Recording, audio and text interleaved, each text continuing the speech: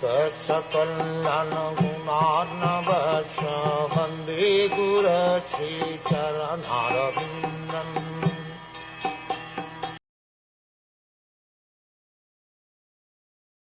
Thereupon, for sexual pleasure, begetting offspring and tasting heavenly nectar, the Lord at the genitals, and thus there is the genital organ and its controlling deity, the Prajapati. The object of sexual pleasure and the controlling deity are under the control of the genitals of the Lord. The heavenly pleasure for the conditioned soul is sexual pleasure, and this pleasure is tasted by the genitals.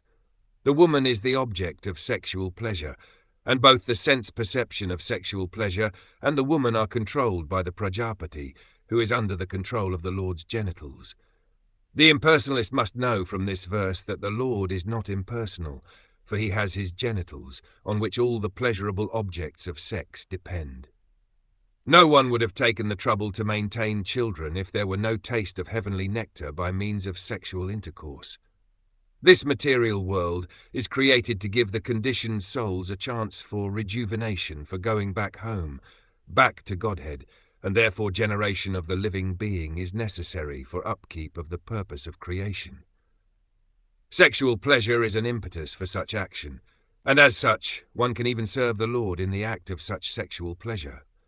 The service is counted when the children born of such sexual pleasure are properly trained in God consciousness. The whole idea of material creation is to revive the dormant God consciousness of the living entity. In forms of life other than the human form, sexual pleasure is prominent without any motive of service for the mission of the Lord. But in the human form of life, the conditioned soul can render service to the Lord by creating progeny suitable for the attainment of salvation. One can beget hundreds of children and enjoy the celestial pleasure of sexual intercourse, provided he is able to train the children in God consciousness. Otherwise, begetting children is on the level of the swine. Rather, the swine is more expert than the human being, because the swine can beget a dozen piglets at a time, whereas the human being can give birth to only one at a time.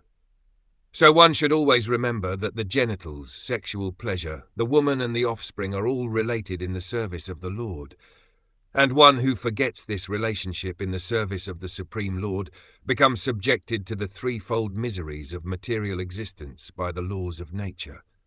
Perception of sexual pleasure is there even in the body of the dog, but there is no sense of God consciousness.